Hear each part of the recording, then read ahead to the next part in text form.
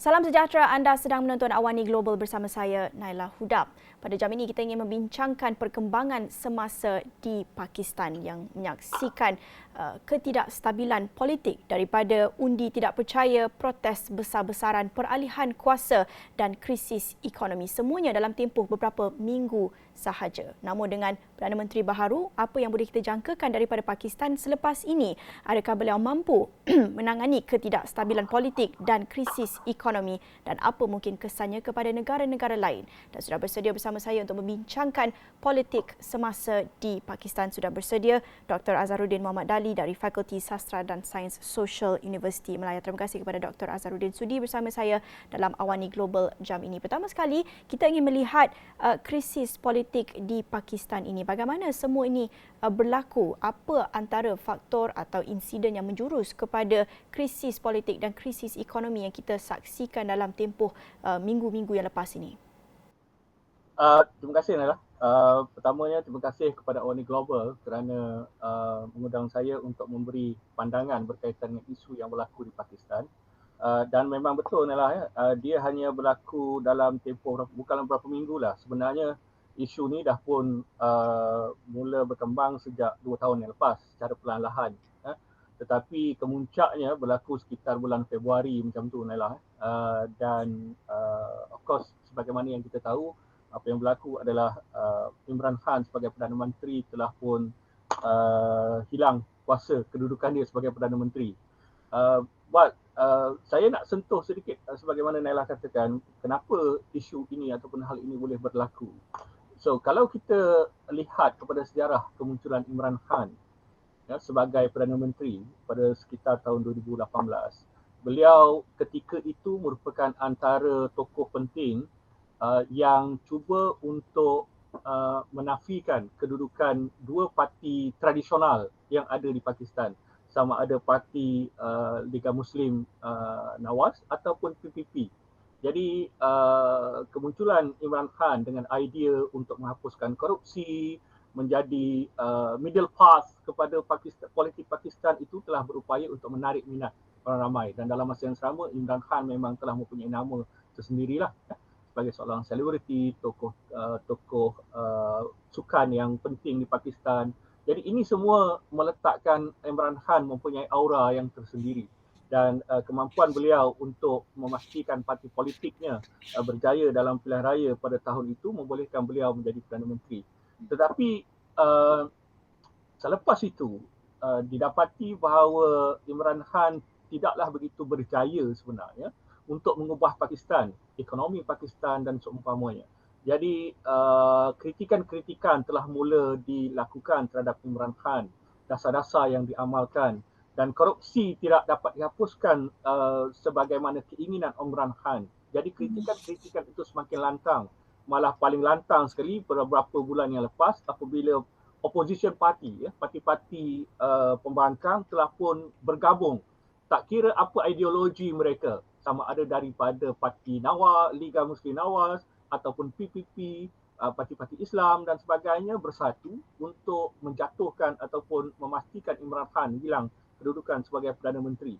Tetapi itu tidak memastikan Imran Khan kehilangan kuasa. Apa yang berlaku di Pakistan turut disentuh ataupun turut saya rasalah bidak-bidak catur-catur itu diatur di luar negara juga. Peristiwa lawatan Imran Khan ke Rusia sebagai satu contoh.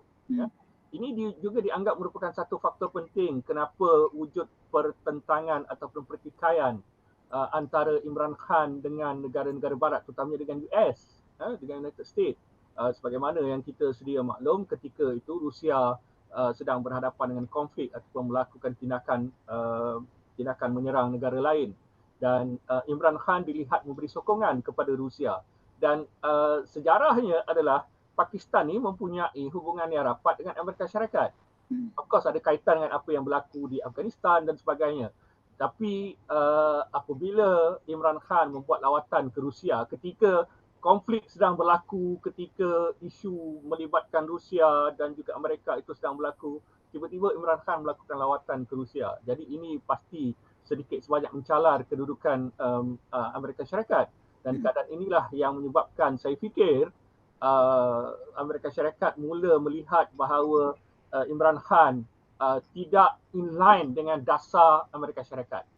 Jadi catur pun telah pun diatur dan sokongan diberikan kepada golongan pembangkang dan mereka mula melontarkan kritikan-kritikan dan keadaan ini membawa kepada apa yang kita panggil sebagai undi tidak percaya kepada Imran Khan.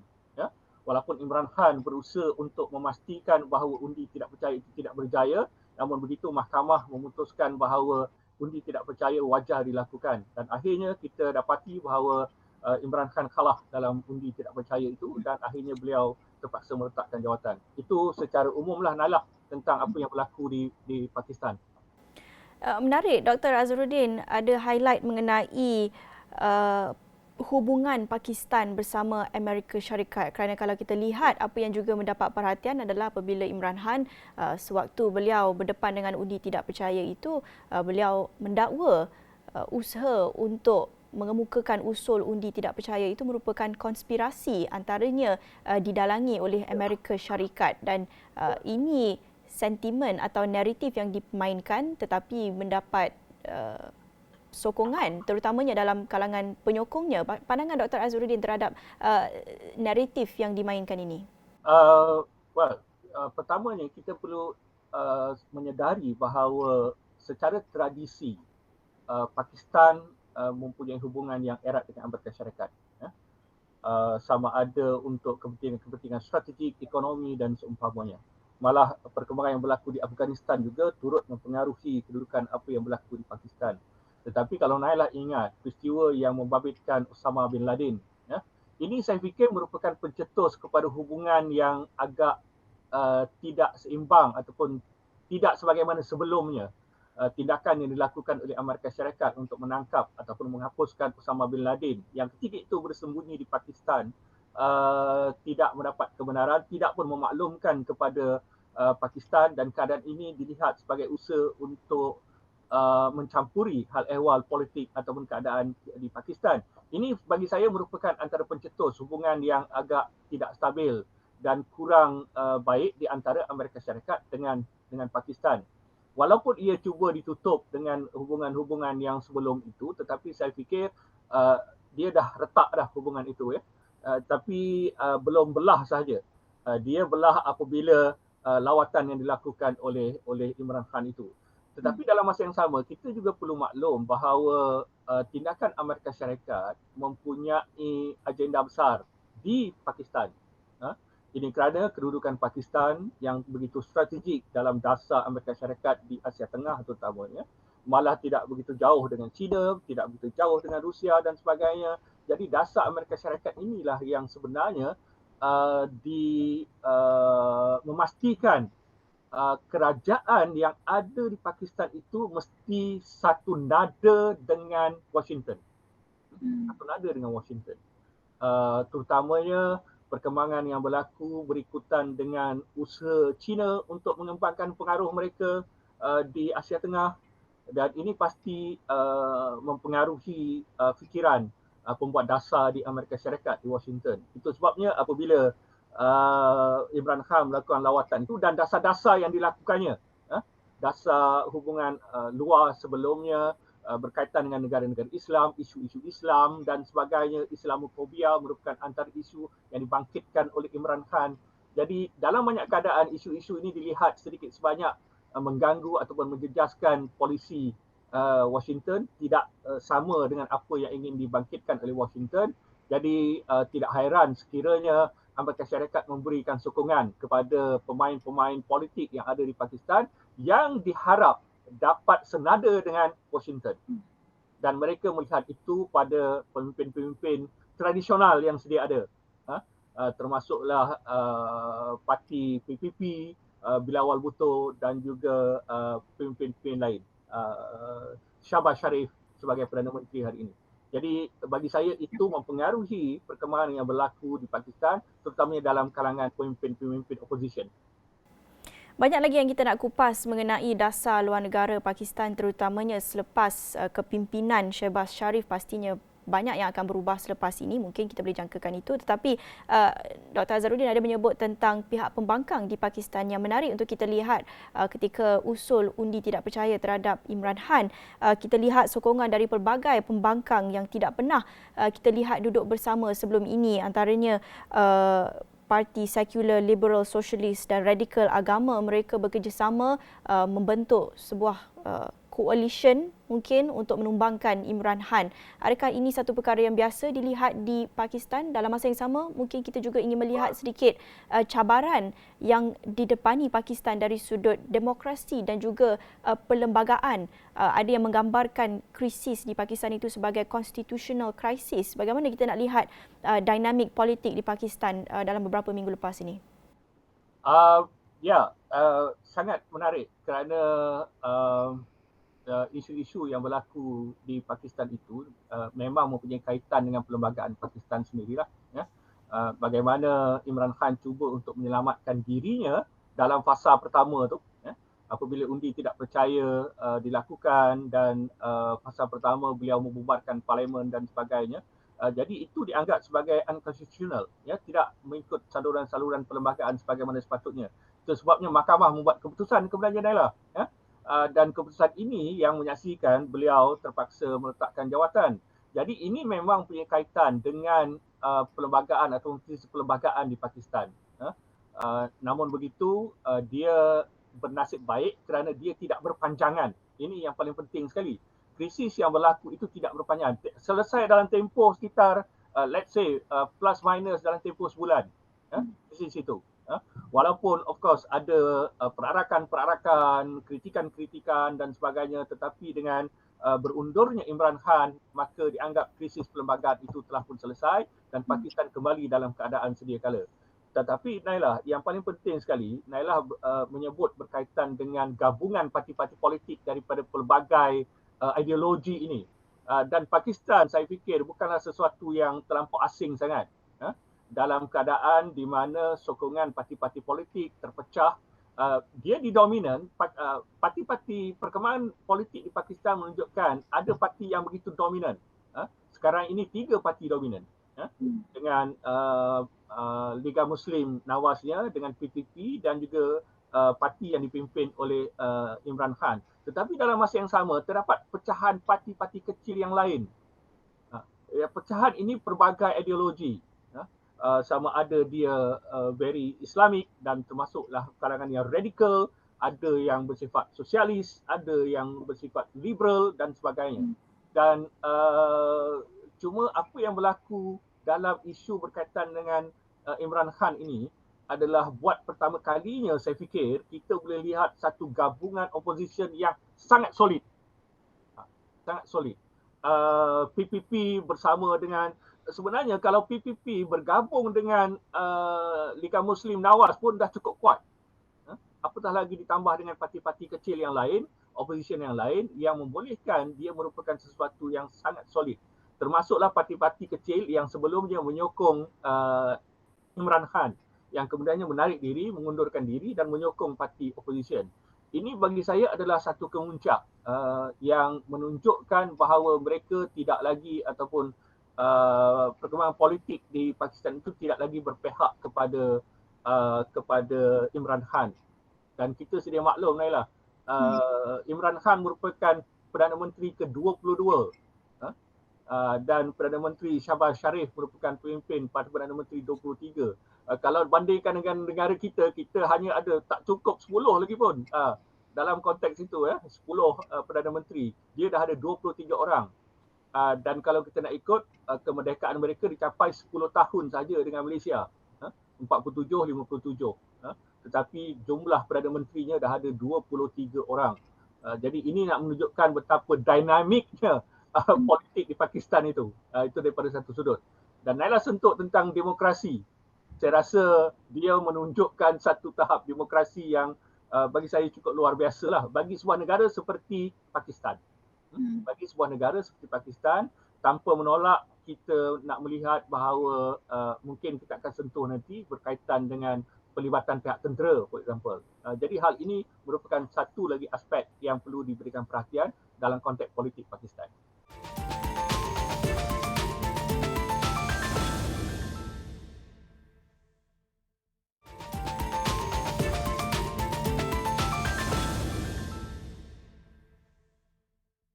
Mungkin Dr. Azharuddin boleh terus perincikan apa yang dimaksudkan dengan pelibatan pihak tentera. Mungkin ramai yang tidak tahu, terutamanya kita melihat kepada demokrasi yang cukup dinamik di negara itu, mungkin ramai yang tak menjangkakan begitu besar peranan yang dimainkan pihak tentera dalam dinamik politik di Pakistan. Boleh beri sedikit penjelasan? Ini yang paling menarik bagi saya dalam melihat perkembangan politik di Pakistan. Walaupun kita menyatakan bahawa demokrasi subur di Pakistan, pilihan raya dilakukan, parti-parti politik boleh wujud dan seumpamanya, tetapi memang tidak dinafikan pelibatan pihak tentera cukup besar dalam politik Pakistan walaupun perjalanan negara Pakistan. Malah terdapat satu pendapat yang menyatakan bahawa isu ataupun krisis kepercayaan terhadap Imran Khan sebenarnya telah pun bermula sejak penghujung tahun lepas apabila Imran Khan cuba untuk campur tangan dalam hal pelantikan beberapa pegawai tertinggi sama ada pihak tentera ataupun ISI, iaitu Agensi Perisikan Pakistan, ya, Inter-Service Intelligence. Dan Imran Khan cuba untuk meletakkan kalangan pemimpin-pemimpin tentera itu yang bersependapat dengan beliau. Dan bagi pihak tentera ini merupakan satu campur tangan politik yang tidak wajar berlaku. Malah sebelum Imran Khan kalah dalam undi tidak percaya, satu usaha untuk mendapatkan sokongan tentera sebenarnya telah pun cuba dilakukan oleh Imran Khan tetapi tidak berjaya. Sebagaimana setengah-setengah negara lain, ya, sebagai contoh beberapa negara jiran kita dan sebagainya yang menunjukkan pelibatan pihak tentera cukup besar dalam politik. Sama hal yang berlaku di Pakistan. Dalam konteks di Pakistan, sekiranya pihak tentera menarik sokongan terhadap mana-mana pemimpin politik, Perdana Menteri maupun Presiden, apa yang berlaku adalah krisis politik akan berlaku. Dan kita ingat ketika zaman Musharraf dahulu, ketika ingat zaman Bhutto, semua ini melibatkan parti-parti politik dan juga kaitannya dengan pihak tentera. Dan ini disedari oleh pelbagai pihak lain. Itu sebab Amerika Syarikat, saya fikir, dalam keadaan mereka merasa sangsi dan sebagainya dengan kedudukan Pakistan, tapi mereka tahu bahawa kuasa sebenar mereka yang berada di belakang Imran Khan adalah pihak tentera. Selagi pihak tentera satu asas ataupun inline dengan dasar di Washington, Amerika Syarikat tak bimbang. Jadi sebenarnya wujud dua kumpulan besar. Satu adalah pemimpin politik dan kedua yang paling penting sekali adalah kalangan pihak tentera. Jadi sekiranya parti-parti politik, pemimpin politik ini cuba untuk cross the line, ya, jadi ini akan menimbulkan masalah dan ini yang dihadapi oleh Imran Khan. Wujud dua fasa dalam karier politik Imran Khan sebagai Perdana Menteri. Fasa yang pertama, beliau mendapat sokongan solid pihak tentera. Tetapi dalam fasa yang kedua, secara perlahan-lahan Imran Khan cuba untuk meletakkan pengaruhnya dalam pihak tentera dan itu yang berlaku, akhirnya beliau terpaksa meletakkan jawatan. Jadi kita dah faham faktor-faktor yang menjurus kepada kejatuhan Imran Khan. Sekarang ini kita melihat Pakistan dipimpin oleh Presiden Liga Muslim Pakistan Shehbaz Sharif. Siapakah beliau ini dan apa yang boleh kita jangkakan daripada kepimpinannya selepas ini? Nela, ni Shehbaz Sharif ini mempunyai kaitan dengan of course Nawaz Sharif, ya, yang pernah menjadi 3 kali Perdana Menteri Pakistan. Malah yang menariknya, tindakan yang pertama sekali beliau lakukan adalah untuk memastikan Nawaz Sharif balik ketika Hari Raya. Nawaz Sharif lari ke London selepas saja melakukan ataupun selepas dituduh melakukan rasuah dan sebagainya. Beliau lari ke London dan tinggal di London dan tindakan dilakukan pertama sekali oleh Shehbaz Sharif adalah untuk memastikan abangnya ni balik ketika Hari Raya. Dan sebenarnya bagi saya dari sudut ideologi dan sebagainya, beliau sama dengan Nawaz Sharif. Dan yang paling penting sekali, Nailah, yang saya fikir perlu diberikan perhatian adalah walaupun ketika menjadi opposition, Shehbaz Sharif ini mampu untuk membangunkan ataupun membawa saya rasa pembangunan dan perubahan ekonomi yang cukup penting di Punjab, iaitu kawasan Kubu Kuat parti ini. Lebih penting lagi, di Punjab telah berupaya untuk menarik pelabur-pelabur daripada China terutamanya. Jadi ini yang paling menarik bagi saya. kerana ketika Imran Khan disebut mempunyai hubungan baik dengan Beijing, sebenarnya Shahbaz Sharif juga mempunyai hubungan baik dengan Beijing. Jadi dari sudut itu, dari sudut kontak dengan China, sebenarnya mungkin tidak akan ada banyak perubahan yang berlaku. Shahbaz Sharif akan terus membuat hubungan dengan China. Ekonomi China akan terus masuk ke Pakistan. Pelaburan China akan tetap masuk ke Pakistan, dan saya fikir hal ini akan berterusan.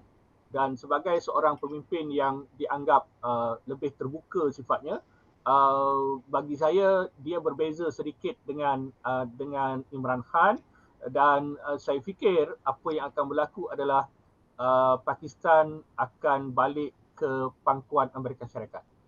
Bagaimana agaknya Shahbaz Sharif akan mengimbangi segala cabaran yang didepani beliau, terutamanya krisis ekonomi, ketidakstabilan politik dan sebagainya, tetapi juga hubungan bersama India juga merupakan satu cabaran besar buat pemimpin Pakistan. India dengan Pakistan ni memang sejak sekian lama berhadapan dengan pelbagai masalah. Walau bagaimanapun, satu perkara yang saya pasti walaupun dah bertukar 23 orang Perdana Menteri, tetapi Pakistan tetap tidak akan saya fikir mempunyai hubungan yang intim dengan India. Ini kerana isu Kashmir masih tidak selesai. Jadi isu Kashmir merupakan duri dalam daging dalam hubungan di antara kedua-dua negara. Jadi saya tidak melihat banyak perubahan yang akan dilakukan oleh Shahbaz Sharif. Mungkin dalam short term, hubungan itu akan cuba dilihat berbaik-baik dan seumpamanya. Itu dalam short term. Tetapi dalam jangka panjang, saya tidak fikir perubahan itu akan menyelesaikan banyak isu yang membelenggu kedua negara, terutama isu Kashmir, isu tentang keselamatan, kebimbangan India terhadap Islamofobia, dan juga dalam masa yang sama isu kritikan Pakistan terhadap tindakan-tindakan yang dilakukan oleh India terhadap masyarakat Islam di negara itu. Jadi hal ini akan sentiasa berlaku. Tapi daripada satu sudut, saya tak nampak Perdana Menteri yang baru ini akan membawa satu perubahan drastik dalam konteks hubungan antara Pakistan dengan India. Dr. Azharuddin tadi ada menyebut mengenai hubungan Pakistan bersama Amerika Syarikat selepas ini yang dijangka dapat diperkukuhkan lagi di bawah kepimpinan Shahbaz Sharif, dan mungkin kita tak dapat jangkakan lagi beliau akan melawat Rusia pada masa terdekat. Apa agaknya peranan yang boleh dimainkan Pakistan ketika krisis Ukraine dan Rusia ketika ini? Ketika Imran Khan, kita boleh nampak bahawa Pakistan nampak lebih condong ke Rusia. Itu sebab dia membuat lawatan ke Rusia dan sebagainya. Dan ini menimbulkan kritikan yang besar yang terpaksa dihadapi oleh Imran Khan, terutamanya daripada Amerika Syarikat, terutamanya dari negara-negara barat yang juga banyak memberikan bantuan kepada Pakistan sebelum ini, terutamanya ketika isu-isu melibatkan Afghanistan dan seumpamanya. Tetapi saya fikir keadaan ini akan berubah di bawah Perdana Menteri yang baru. Shahbaz Sharif saya pasti akan melihat bahawa mereka perlu meletakkan dasar luar yang satu haluan dengan Washington. Sebagaimana saya katakan tadi, Nailah, isu membabitkan Imran Khan turut melibatkan dasar atau tindakan yang diatur di Washington. Banyak pengkritik ataupun banyak pengkaji dan penganalisis melihat perkara itu. Jadi ini bermakna bahawa keberanian opposition untuk melakukan undi tidak percaya kepada Imran Khan sebenarnya turut disokong oleh daripada luar. Jadi Imran Khan sebenarnya tidak bercakap kosong apabila dia menyatakan ada campur tangan luar tu. Ada konspirasi luar dan sebagainya. Dia mempunyai bukti-bukti. Malah apa yang dilakukan oleh pemimpin-pemimpin Amerika Syarikat dengan memanggil duta dan sebagainya, duta Pakistan, itu merupakan satu campur tangan yang cukup jelas. Itu bagi pandangan Imran Khan. Jadi sebenarnya daripada sudut itu, Imran Khan mempunyai bukti bahawa adanya campur tangan daripada Washington itu. Dan ini dilihat oleh Shahbaz Sharif. Dalam keadaan suasana ekonomi yang tidak menentu, COVID masih tidak selesai dan sebagainya, pasti beliau cuba untuk memperkukuhkan kedudukan, memastikan sokongan daripada Amerika Syarikat itu dapat dipulihkan semula dan ini membolehkan mereka inline dengan dasar-dasar dan tindakan dilakukan oleh Amerika Syarikat. Cuma dengan Rusia ni dia perlu pandai untuk berdiplomasi lah. Dia tidak boleh secara tiba-tiba memutuskan hubungan langsung dengan Rusia dan ini akan memberi impak yang mungkin tidak baik kepada Pakistan dalam jangka panjang. So dia perlu pandai untuk bermain diplomasi dalam hal ini supaya tidak menimbulkan masalah dengan Amerika Syarikat dan dengan Rusia. Naila. Cukup menarik dan banyak untuk kita perhatikan daripada Pakistan selepas ini, terutamanya peranan yang boleh dimainkan Pakistan ketika krisis Ukraine-Rusia ini dan juga banyak lagi cabaran yang didepani Pakistan selepas ini bawah kepimpinan baharu. Dan banyak kita nak kupas sebenarnya, tetapi itu sahaja masa kita ada untuk Awani Global jam ini. Terima kasih kepada Dr. Azharuddin Muhammad Dali dari Fakulti Sastra dan Sains Sosial Universiti Malaya sudi bersama saya untuk kongsikan mengenai dinamik politik Pakistan, terutamanya demokrasinya yang cukup dinamik dan berubah dari semasa ke semasa. Banyak lagi yang boleh kita bincang, tapi itu saja untuk Awani Global jam ini. Bersama saya Naila Huda. Salam hormat.